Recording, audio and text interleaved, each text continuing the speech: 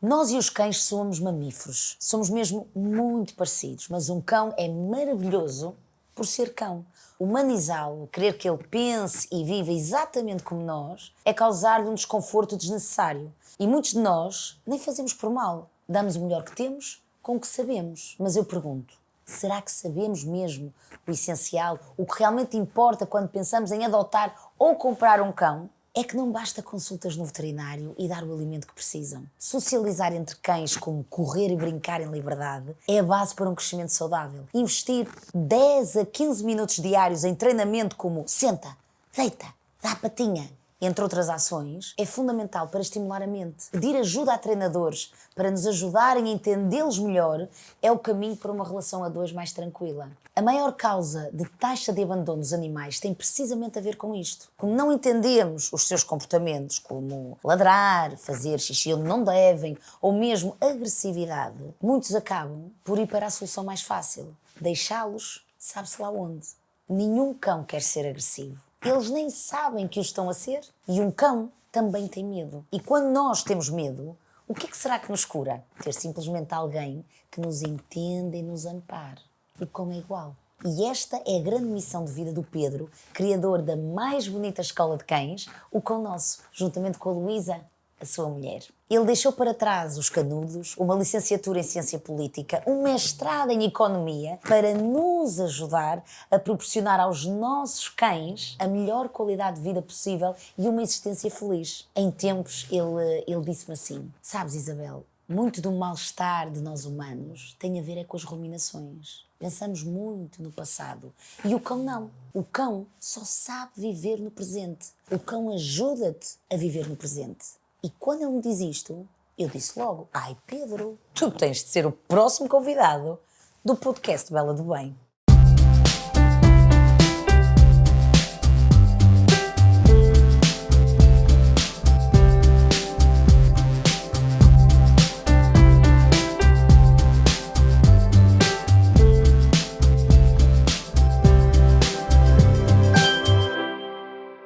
Ai Pedro, cá estamos nós. É verdade. Na escola do Cão Nosso. Exatamente. Esta creche espetacular onde o Caju... É feliz e vem cá todas as semanas. E nós estamos precisamente no espaço onde eles costumam correr, brincar livremente. É verdade. Isto é também, para além de uma creche, é também uma escola de treino. Exatamente. Nós começámos com os serviços mais simples, dog sitting, dog walking e isso tudo. Agora os nossos principais serviços é o de creche canina, onde está o Caju. Depois temos a parte da escola de treino, que cada vez é mais importante, onde temos aulas de grupo, temos treinos individuais também e depois continuamos a fazer alguns serviços quando é necessário e quando conseguimos, cada vez conseguimos menos, infelizmente, de dog walking ou de dog sitting, mais a clientes antigos. Infelizmente, clientes novos que apareçam com este tipo de serviços, para nós é mais difícil hoje em dia. É engraçado que eu estava-te agora aqui a ouvir com este vento, que é o ar em movimento, Exatamente. Estas rabanadas de vento. E eu estava aqui a pensar, todo este detalhe com que tu falas, e eu acho que é isso que faz com que eu goste tanto de ter aqui o Caju, que é tu focas-te muito na qualidade. Tu desejas mesmo que o cão esteja feliz. Exatamente. E para isso tu não podes ir a todas. Alguma vez imaginaste, ao dia de hoje, se eu te perguntasse isto há uns anos atrás, que hoje terias um espaço como este, tu e a Luísa, com esta equipa fantástica? Tu acreditavas? Se fosse há 10 anos atrás, há uma década, não. Não.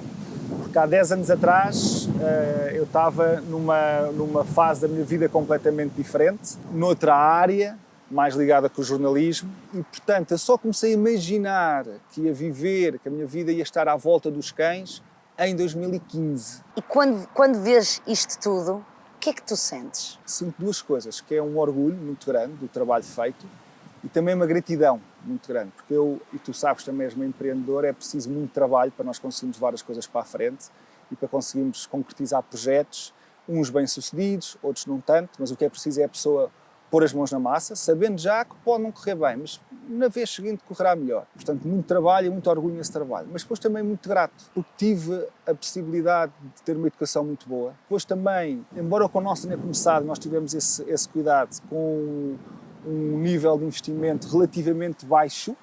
Há pessoas que nem essa capacidade financeira têm, e eu tive-a. E depois, para concretizarmos e fazermos a empresa crescer, eu tinha sempre essa capacidade de investimento. Isso é uma sorte que eu tenho que estar grato por isso. E tu estavas a dizer, eu agradeço muito à minha família, que me deu toda a educação e que me deu todos os valores. Como é que um homem licenciado em Ciência Política... Mestrado em Economia Internacional, sim. Tu hoje és o Pedro com este projeto, tu e a Luísa, com este amor aos cães, mas tu não começaste assim. Tu sempre tiveste esta paixão pela política, Exatamente. pelos valores. Exato. Qual foi o papel da tua família na tua infância para te tornar e transformar no empreendedor que tu és hoje? Sabes que eu digo isto porque fala-se muito de empreendedorismo. É verdade. E o empreendedorismo envolve muita resiliência, sentido de missão. Esta resiliência e sentido de missão que tu tens já nasce desde que tu eras assim criancinha. Sim, sim. Eu venho de uma família muito politizada, com uma história de luta contra o fascismo, ou contra a ditadura, ou contra o Estado Novo, e sempre foi passado muitos valores, e sempre se falou muito de política lá em casa, e sempre foi uma área que me interessou muito. Porque a política, as pessoas quando pensam em política, pensam em politiquice, normalmente, que são aqueles políticos a debater, e o meu partido é isto, o teu partido é aquilo, mas a política é muito mais do que isto. Certo. A política é nós pensarmos qual é que é a melhor forma de nós nos organizarmos, como é que podemos viver melhor em comunidade. E todos nós temos que ser convocados a pensar sobre isso. E sempre foi isso que me fascinou. E eu, quando fui para a Ciência Política e depois fui para o mestrado em Economia Internacional, como sempre gostei muito de escrever e como sempre quis ter uma participação política sem estar integrado num partido, pensava muito em trabalhar como jornalista na área política, na área económica, portanto, como jornalista especializado. Tive uma experiência ainda como jornalista numa revista angolana, a Africa Today, mas que foi uma experiência, foi boa porque pude ter uma ideia daquilo que era trabalhar como jornalista e tive colegas que gostei muito de conhecer, mas não foi uma experiência assim muito agradável porque, como as pessoas sabem, Angola é uma ditadura, ainda é, mas como ditadura que é, existe uma coisa que é a censura. Tive alguns problemas com isso, houve um que me ficou gravado na memória, onde fiz a capa da revista, que era a comemoração, salvo erro, dos 20 anos do fim da Guerra Civil de Angola, e eu fiz um artigo sobre a evolução da economia de Angola desde então. E falei dos aspectos positivos, porque os há, e dos aspectos negativos, porque também existem. O meu artigo foi censurado na parte negativa e isso mexeu muito comigo, precisamente por causa daquilo que falávamos há bocado, Isabel, da questão dos valores. Dos valores. Eu senti que estava a ser desleal com os meus valores, com a minha própria família. Senti também que estava-me a tirar aquilo que é o mais importante que nós temos, que é a liberdade, que é fundamental. E foi aí que tu tiveste a coragem de, não é isto que eu quero, não quero continuar no jornalismo político, vou pensar no que é que quero fazer. Exatamente. A pessoa ser livre exige muita coragem também. E há pessoas que preferem às vezes viver amarradas a alguém, que se sentem mais confortáveis assim, do que viverem com o peso da sua liberdade e de terem o resultado das suas decisões. Mas sabes o que é que eu acho? Eu acho que ninguém prefere. As pessoas têm medo. E o que é importante, eu às vezes digo tanto isto, porque eu também tenho medo. O medo. Eu tenho medo, Vamos Pedro. falar do medo. Vamos o falar medo porque é uma emoção base das pessoas, dos cães, e há medo de falar do medo. E há medo de falar do medo. Há medo de falar no medo. E eu às vezes digo isto, que é, eu também tenho medo. Tu podias ter continuado, porque tu eras um brilhante jornalista, olha, já eras redator, já ias para diretor, estavas a crescer. Sim, era só tu seguis o sistema. Provavelmente ia ter muito dinheiro no bolso, mas ia ficar espiritualmente todo corroído. E essa tua noção e sensibilidade, tudo isto foi passado pela tua família, mas principalmente a tua avó Lu. A minha avó Lu, Maria Lucília. A tua avó Lu foi uma pessoa muito importante na tua vida. Fundamental na minha vida. Para aquilo que eu sou hoje, para a minha forma de pensar, para os meus valores. A minha avó Lu, que era professora e que tem uma história de vida muito importante. Aliás, até há um livro sobre as mulheres portuguesas mais importantes do século XX e está lá a minha avó por todo o trabalho que fez na luta contra a ditadura, contra o salazarismo. Ela participava essencialmente através da Associação Feminina para a Paz e que faziam várias ações de ajuda a pessoas que contestavam o regime e pessoas que fugiam da prisão, mas essencialmente onde elas onde tiveram mais impacto historicamente foi durante a Segunda Guerra Mundial. Preparavam conservas de tomate, de sardinha, para mandar para a França, para a frente de batalha, para ajudar os soldados. Preparavam também cigarros, roupa também, portanto, todo o tipo de mantimentos. elas preparavam para ajudar os aliados, que era o lado bom daquela guerra. E isto tinha que ser, evidentemente, feito sem as autoridades do Estado Novo saberem, porque nós éramos um país que se apresentava como imparcial. Portanto, Salazar conseguiu fazer uma manobra diplomática.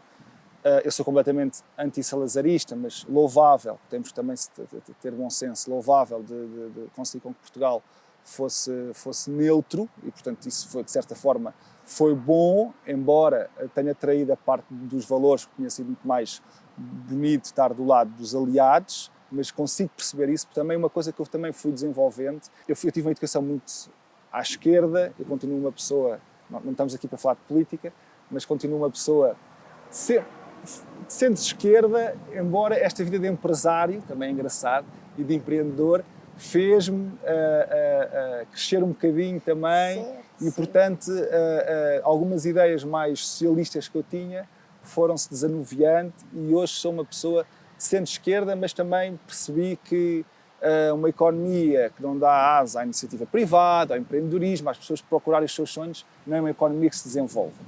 Pronto. Isso é muito interessante. É muito interessante. Sabes o quê? Estavas a dizer, não vamos aqui falar de política. Não, é que política também é vida, que é... Eu acho que a vida não foi feita para viver nos extremos. Exato. Eu acho que nós temos inclinações e temos que, dentro dessas inclinações que temos, viver de uma forma equilibrada. Exatamente, é isso mesmo. Completamente de acordo.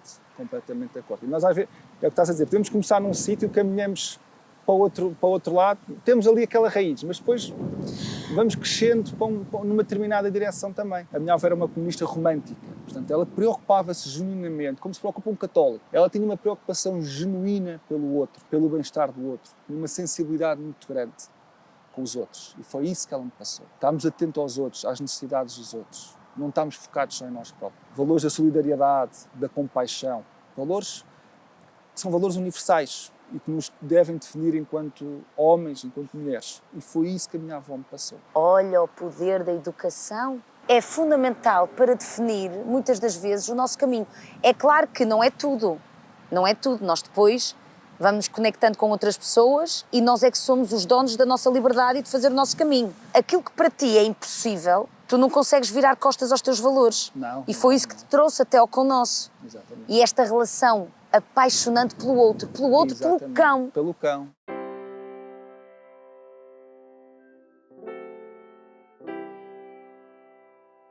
De onde é que vem esta sensibilidade com o cão? Talvez seja um bocadinho mais misteriosa, porque nem o meu pai nem a minha mãe gostam especialmente de cães. Há uma história que a minha mãe gosta muito de contar, quando percebeu que eu era louco por cães, portanto, se calhar é algo que veio difícil, quase que nasceu mesmo comigo. Foi quando eu era muito pequenino, tinha 3, 4 anos, estava em casa de uns amigos dos meus pais, já te contei isto uma vez. Então, onde é que está o Pedro? Tudo preocupadíssimo. Deram a volta à quinta, até que me foram descobrir na casota com o cão de guarda lá dessa quinta, o cão na maior, e eu ali a dormir junto do cão, tipo, como é que isto é possível? Portanto, estava em mim já essa ligação com o cão. Tu lembras-te disso? É aquelas memórias que estão tão para trás, altamente difusas, e quando me contam, eu venho-me assim à imagem, uma memória, mas é uma memória muito, muito difusa. O meu pai vive numa quinta em Évora e lá sempre houve cães. Portanto, eu lembro que ia para lá só para estar a conviver com os cães. Tinha lá um cão que marcou muito, que era o Pink, um perdigueiro português, com quem eu adorava brincar. Como criança e como tantas outras, tive uma educação felizmente muito boa, mas também tinha algumas questões menos boas e menos positivas, e portanto é como se todos os problemas e todas as coisas que tu te preocupas que aconteceram ou que podem acontecer desaparecessem, porque o cão liga-te ao presente. Tu olhas para um cão, por exemplo, eles estão aqui, estão a farejar, a brincar uns com os outros, eles estão profundamente comprometidos com o presente. E o cão, quando tu estás com o cão, também tens essa ligação ao presente. Não estás a pensar no que é que vai acontecer a seguir, o que é que aconteceu antes. Estás focado no presente. Isso é altamente saudável. Porque, Mas estás a dizer o quê?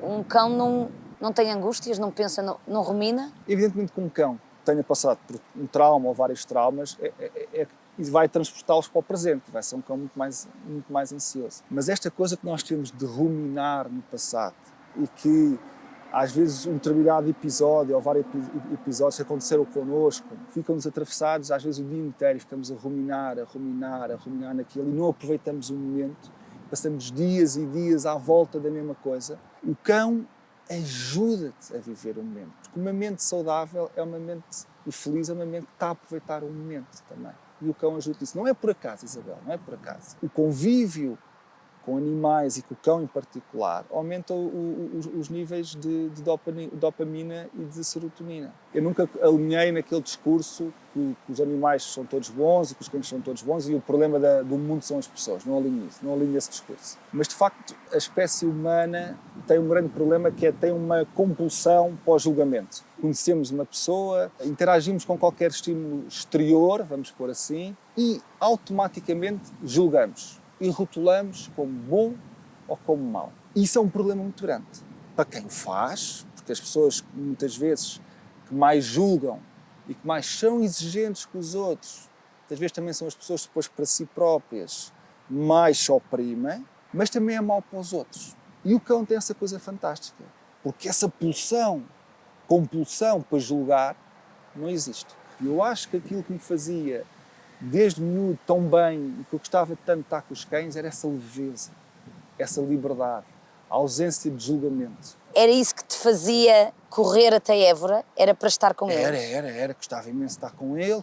Depois ele, infelizmente, morreu, foi atropelado. Foi uma tristeza enorme que eu tive, talvez a minha primeira grande tristeza. Eu acho que foi o primeiro contacto que eu tive com a morte e com a noção de desaparecimento, que é uma coisa muito difícil. Se para um adulto é muito difícil nós pensarmos no que é a morte e o desaparecer. Imagina para uma criança quando, pela primeira vez, começa a pensar no que é a morte. Onde é que ele está agora? Mas desapareceu como? Vou ficar sem vê-lo? Isso não faz sentido. Mas foi para onde? São perguntas muito duras. O que é que isso provocou em ti? A angústia, a dúvida, insegurança, medo.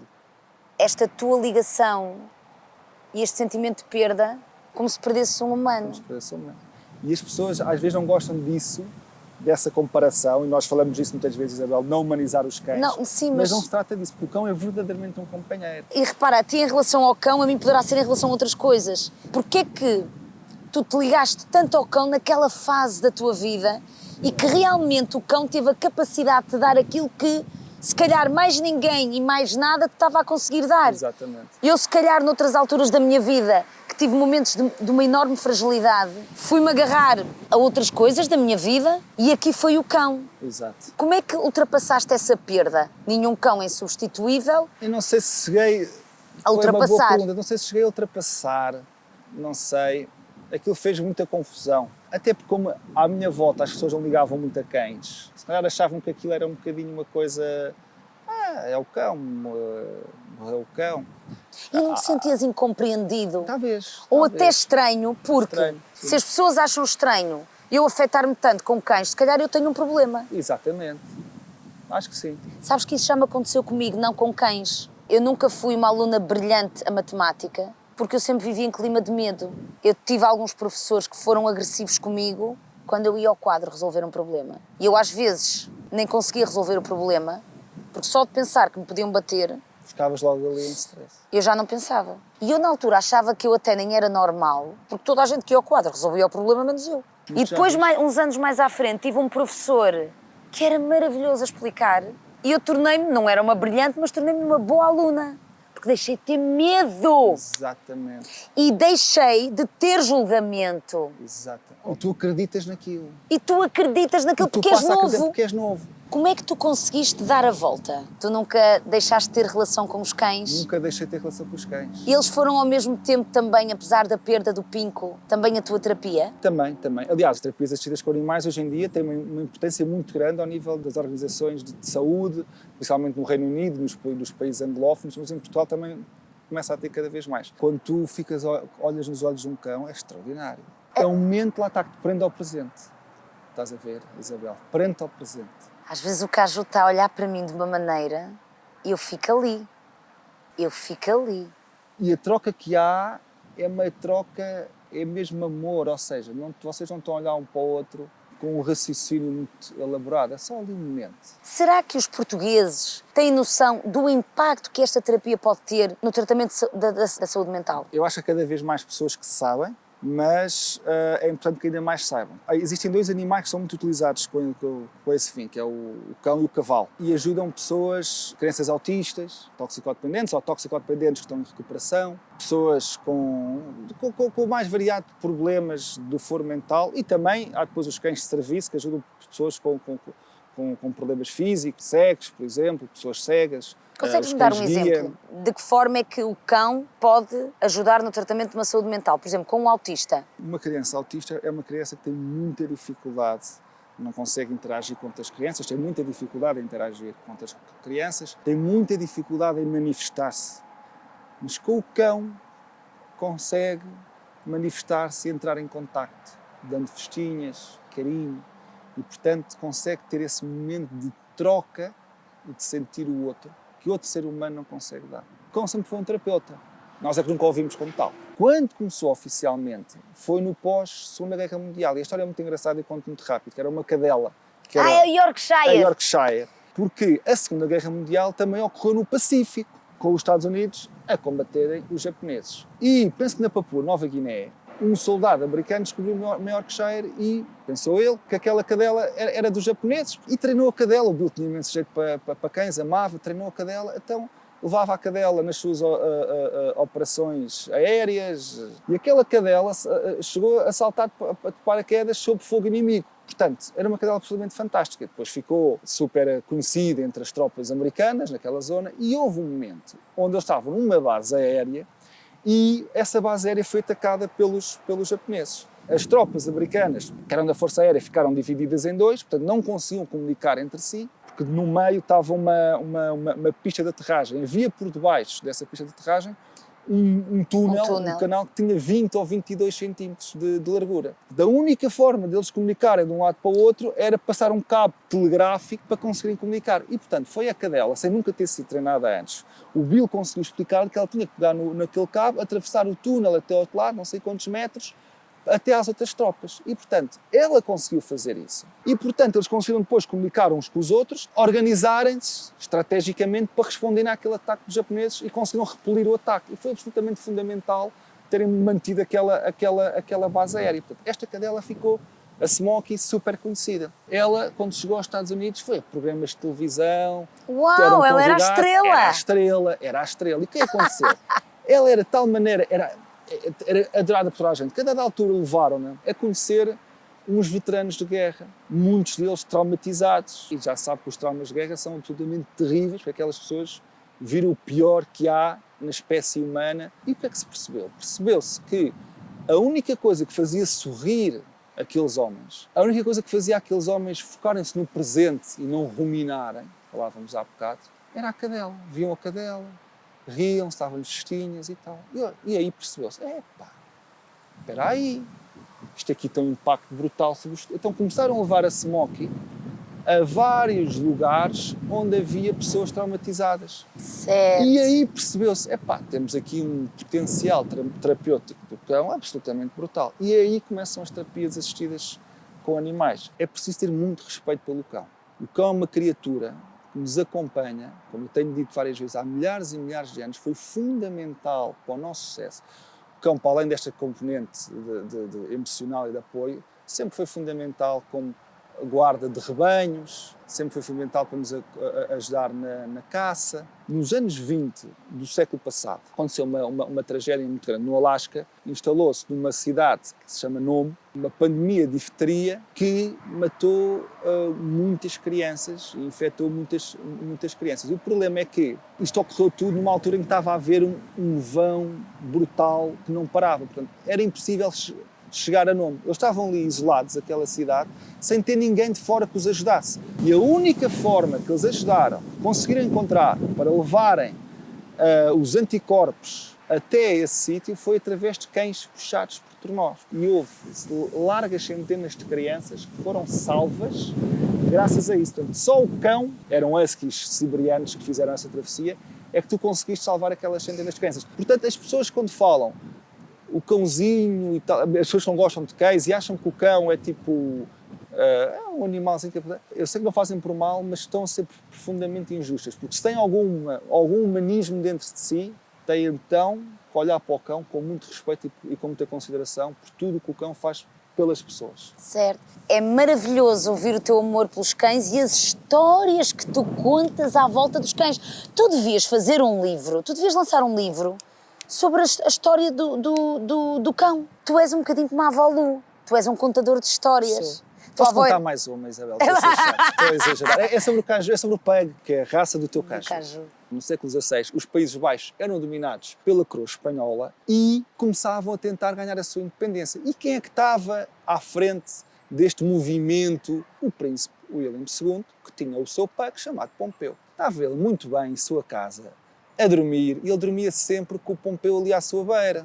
Pela calada da noite, um conjunto de assassinos entraram no palácio onde estava o William II, sem conseguirem serem vistos pelos soldados que ele tinha ali a guardar. Foi o Pompeu que se apercebeu que algo estranho se passava pelo movimento e acordou o seu dono, hoje em dia, com o politicamente correto, o seu tutor, o William II, começou a ladrar. O William acordou, ouviu uns barulhos estranhos e conseguiu escapar mesmo a tempo e por pouco à investida destes assassinos. Ora, o William II, depois, conseguiu tornar os Países Baixos independentes e, portanto, vejam a importância que o cão tem, porque até para o próprio desenvolvimento da história. Se aquele cão não tivesse acordado e o tivesse... Se calhar os Países Baixos não teriam sido independentes naquele momento, teriam sido independentes 100 ou 200 anos atrás.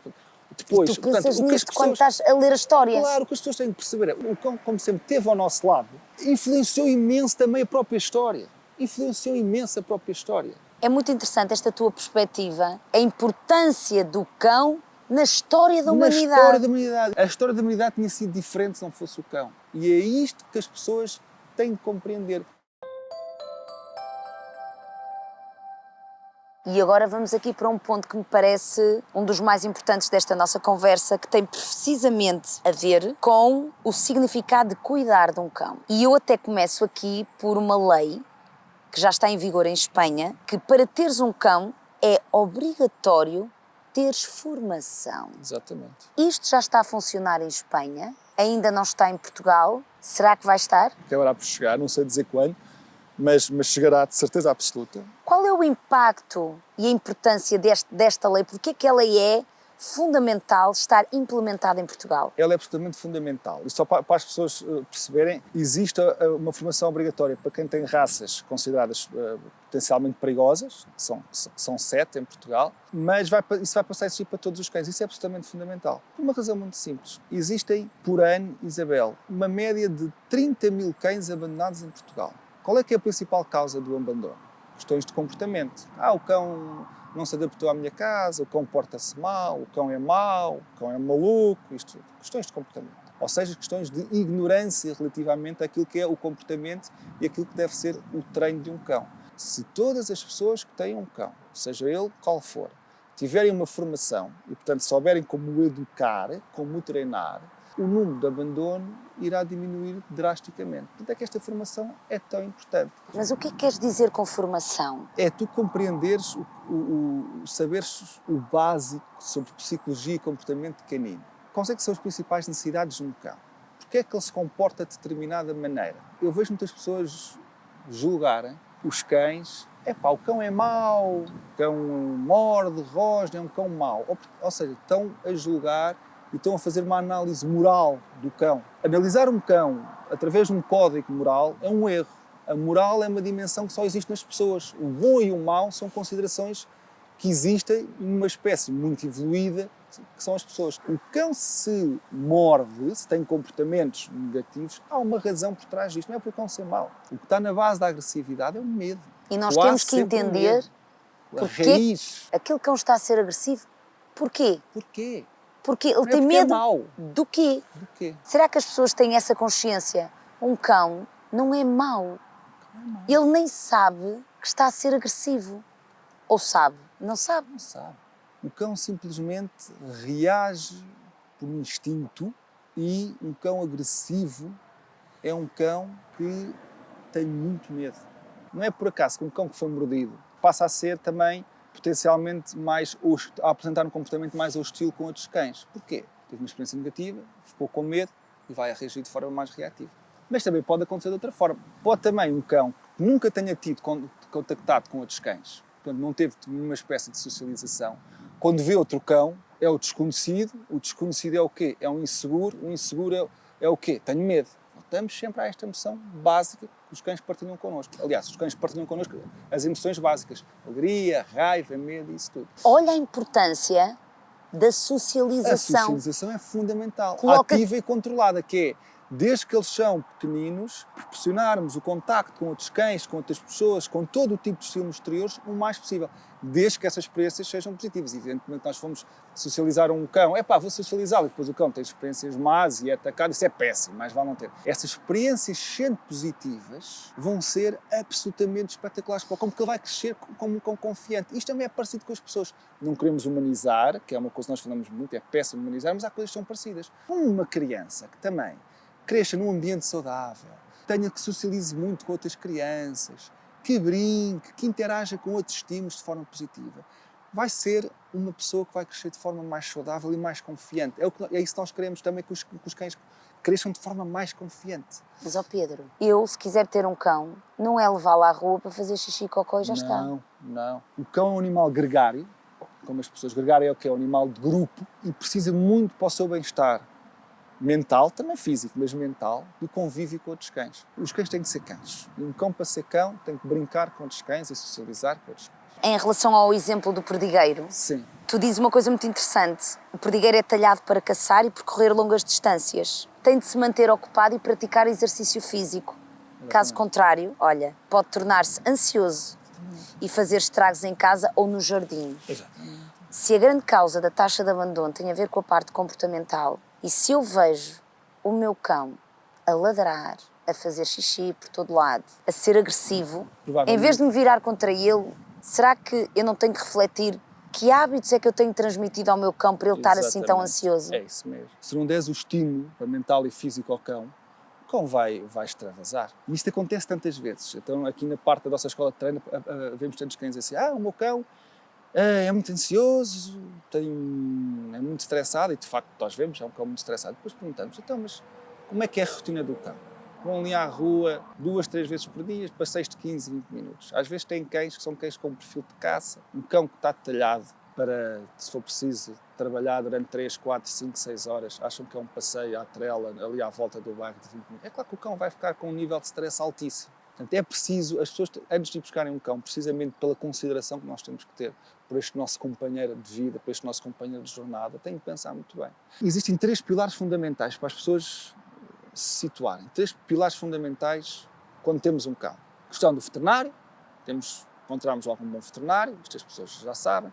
A questão da alimentação e a questão da gestão comportamental. Este 3º pilar fundamental é que as pessoas se esquecem. E a gestão comportamental do cão é isto tudo que estamos a falar aqui. Treiná-lo, treinar um cão é estimulá-lo mentalmente, levá-lo à rua, correr, ou estimular fisicamente, muita socialização com outros cães, lá está. Isto é que é a gestão comportamental. A questão da agilidade mental é muito interessante e eu falo por mim, o meu cão tem muita agilidade física, eu preocupo-me com a alimentação dele, veterinário está tudo em dia, mas esta questão da agilidade mental, e podem ser várias coisas, a agilidade, eu posso praticar com ele algum tipo de treino e eu não o faço com o Caju, nunca o fiz, sabes? Porque sempre achei que estimulá-lo a deitar, sentar, dar cá a pata, era uma coisa até de circo. Eu não vou fazer isso. E ao conversar contigo, ainda há pouco tempo percebi, isso é uma crença que tu estás a ter. Tu deves fazer isso para estimular a atenção, o foco, a compreensão. Exato. E esta perspectiva de desenvolver a agilidade mental do cão é muito interessante. E se as pessoas se dedicarem 5, 10 minutos, depende de cão para cão, vamos pôr entre 5 a 20 minutos do seu dia, a treinar o seu cão, alguns comandos, isto vai ser muito bom para o cão, para se estimular mentalmente. Um sentar, um ficar, um dar a pata, depois vai-se introduzindo comandos novos, fazer atividade de estímulo olfativo também, esconder o biscoito e o cão ir atrás do biscoito. É engraçado, porque os cães, tal como as pessoas, se nós os estimularmos mentalmente, a sua saúde mental vai exponenciar brutalmente, e problemas relacionados com problemas de Os cães têm disfunção cognitiva. Os cães têm problemas muitas doenças semelhantes às nossas. Muitas doenças, até esta degeneração ou potencial degeneração cognitiva diminui se nós investimos algum do nosso tempo a treinarmos o nosso cão. É como com as pessoas. Uma pessoa que se ler, se aprender, se estimular mentalmente ao longo da sua vida, vai ter uma tendência, se descansar bem também, vai ter uma tendência para ter problemas mentais inferior a uma pessoa que a única coisa que faz é ver televisão ou tarefas que não a estimulem mentalmente. Os cães é a mesma coisa. E eu coloco aqui outra questão, porque por ti passam 60 cães por dia aqui no Cão Nosso. Aqui, sim. E tu lidas não só com os cães, mas também com os tutores. Exatamente. Quais são as coisas mais chocantes que tu vês aqui e que é importante mudar paradigmas? Porque chegam-te, se calhar, aqui casos de níveis altos de ansiedade. Nós, às vezes, podemos não estar bem conscientes de que um cão também pode ter falta de saúde mental. É isso mesmo. Nós temos aqui casos de cães que as pessoas acham que o cão basta vir uma vez por semana ao Cão Nosso e depois não é preciso passeá-lo mais porque tem lá um quintal e está lá bem no quintal. O cão chega aqui num nível de ansiedade brutal, porque o resto da semana não tem estímulo nenhum. Outra coisa que também faz com que os cães fiquem com níveis de ansiedade grandes é não terem uma rotina. Não terem horas de passeio mais ou menos fixas, não terem horas de refeições mais ou menos fixas, não ser respeitado o seu horário de descanso, que é fundamental. Um cão cujo cada dia é diferente e é tudo um grande rebuliço ali por aí fora, é um cão que vai ficar mais ansioso. Ele nunca sabe o que é que vai acontecer dali a 1, 2 horas. Isso traz insegurança ao cão. Às vezes, quando as pessoas estão a mudar de casa também e estão preocupadas em passar a mobília e ajustarem-se à sua vida nova, que esquecem-se que aquilo para o cão está a ser. O cão não percebe o que é que está a acontecer. O cão, de repente, está habituado a viver de um sítio, de repente vai para o outro. O que é este espaço de novo? E, portanto, é preciso ser sensível a isto sempre. Os cães reagem muito a tudo o que são mudanças de rotina, seja mudança de casa, separação dos tutores, é terrível para os cães. Mas as pessoas nunca se esqueçam nesses momentos, eu sei que têm muita coisa em que pensar e que as próprias pessoas estão a sofrer muito, claro que sim, mas tentem sempre dedicar um bocadinho de atenção também ao cão, porque aquilo para o cão também vai ser muito sofrido. E há aqui outra questão também, que há pouco estavas a falar e que me fez refletir. Quando nós queremos ter um cão na nossa vida, eu tenho que pensar na minha vida, se adapta, e na raça que eu quero ter. Porque se for um cão que precisa correr muito, de andar sempre de um lado para o outro, será que eu tenho arcabouço para isto? Exato. As pessoas fazem estas questões antes de comprar um cão ou de adotar um cão? Muitas vezes não fazem. É que quando traz um cão para casa, é um elemento da família. E se for um cão novo, é um elemento que vai estar ali 10, 12, 14, 16 anos. É uma decisão que não pode ser tomada de ânimo leve. É preciso pensar muito bem que cão que nós queremos ter aqui. Se comprarem um cão, têm que estudar muito bem as raças e o temperamento das raças. Se adotarem um cão, que é sempre um gesto fantástico, mas é preciso pensar bem e fazer as coisas bem. Infelizmente há muitos cães que são adotados e passados uns dias, ou umas semanas, ou uns meses, voltam para lá com o coração totalmente despedaçado e têm que fazer muitos passeios com o cão antes de decidirem adotá-lo, passar muito tempo com o cão, e todas as associações devem ter um esquema montado para isso, mas é muito importante que as pessoas, depois de terem feito alguns passeios com um cão que querem adotar, que levem esse cão durante 48 horas, mais ou menos, para o conhecerem bem como é que ele se comporta durante o dia, nos passeios, dentro de casa, antes de tomarem a decisão mesmo de o adotar. O tempo não pode ser muito longo para que depois, caso vejam que não existem condições e o cão tenha que voltar para o canil, o trauma para o cão seja o menos possível. Portanto, o cão não se pode habituar à nova casa, que temos que pensar nas emoções do cão. Quando é para tomar a decisão consciente de ficar com o cão, é para sempre. É para sempre.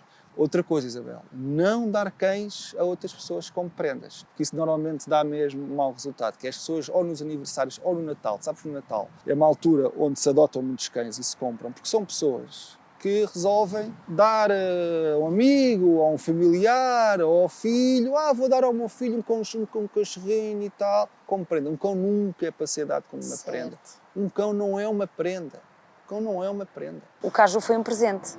Aí é uma exceção, aí correu bem. Porque a pessoa que se calhar deu sabia o que é que estava a fazer. Foi o Flávio Furtado, porque o Flávio tinha uma cadela que era uma pug, a Carlota, E eu nessa altura convivia muito com o Flávio e eu estava muito com ele aos fins de semana e ele tinha uma cadela. Não era tanto por ela ser pug, mas eu tinha uma afinidade muito grande àquela cadela. E eu sempre gostei de cães. Só que os meus pais nunca quiseram ter cães porque a minha mãe sempre achou que não ia ter tempo.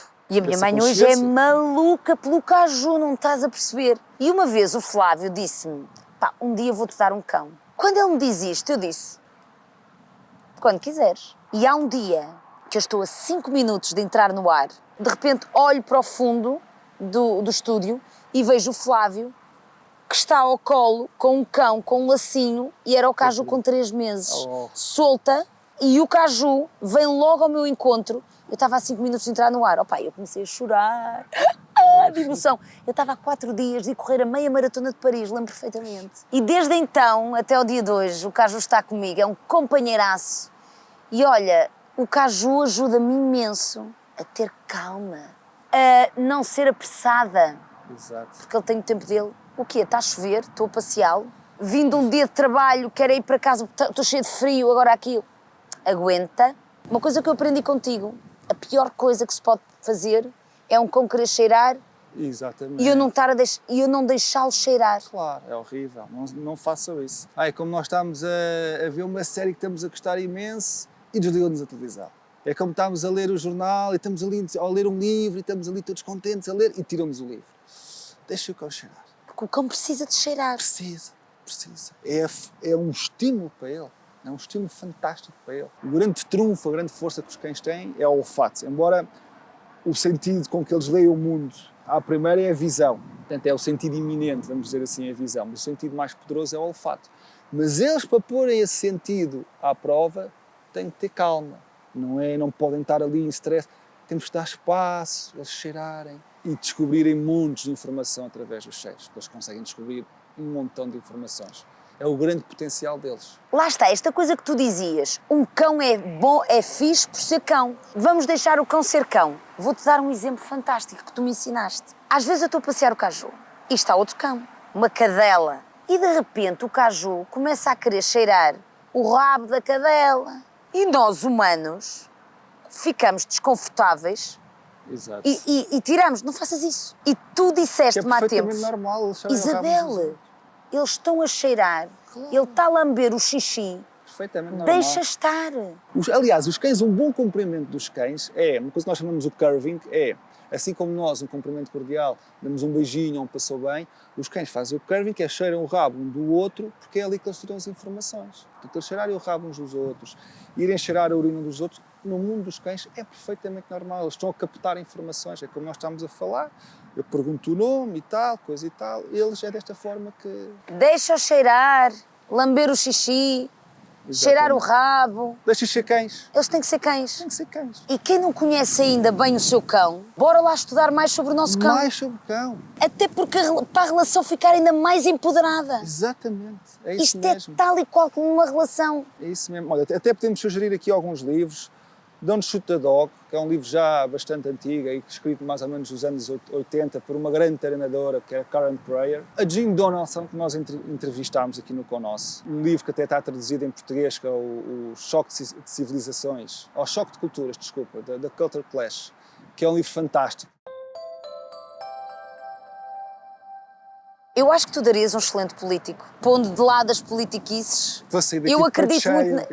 Eu vou-te dizer, eu acredito muito na política. É preciso mudar algumas coisas no sistema, porque o mundo é para fazer o bem e a política serve para isso mesmo, para continuar a fazer o bem em sistemas que funcionam. Exatamente. E são as pessoas que fazem os sistemas funcionarem. Portanto, tu, como um apaixonado por cães, tendo a clara noção de um dos grandes desafios que assistimos hoje em dia, que é o abandono animal, se tu estivesses no poder, Pedro, o que é que tu farias para diminuir o abandono animal? Se tivesses que implementar uma medida, qual seria? Aquela que falávamos há pouco, de se tornar obrigatório para todos os tutores de cães terem uma formação. Porque a principal causa do abandono é questões de comportamento.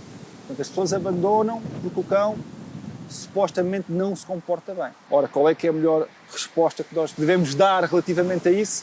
Formar as pessoas terem formação sobre comportamento e psicologia canina. Portanto, se alguém quiser ter um negócio na área de queijo que vocês também dão. Também nós temos um curso online para quem quer ter um negócio nesta área, que é um curso que as pessoas, ou um curso onde as pessoas aprendem não só sobre o cão, sobre o comportamento, psicologia, a comunicação canina, mas também sobre a parte do negócio. Como é que eu devo constituir o meu negócio? Como é que eu devo começar? Como é que eu devo gerir o cliente? Como é que eu me devo proteger juridicamente? E por aí fora. Se alguém que nos estiver a ouvir neste momento quiser tornar-se num empreendedor e montar um negócio para cães, então que seja com esta tua formação, com esta grande consciência, porque são cada vez mais pessoas com negócios de cães, com o objetivo de fazer o bem e com esta consciência, vamos conseguir levar o que barco nós a bom vamos porto. conseguir levar o barco para bom porto e diminuir o abandono animal, a percentagem. Sem dúvida. Porque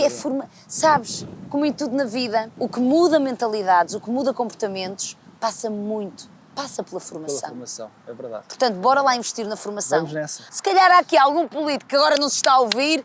Eu espero que sim, eu espero que sim. Olha! Eu espero que sim. Estás a ver? Eu acho que faz todo Claramente. sentido e vai ser bom para todos. E só para rematar, Isabel, não é por acaso que os países mais desenvolvidos e com um índice, um IDH, um índice de desenvolvimento humano maior, não é por acaso que são os países onde praticamente não existem animais abandonados. Isto não é por acaso. Gostaste?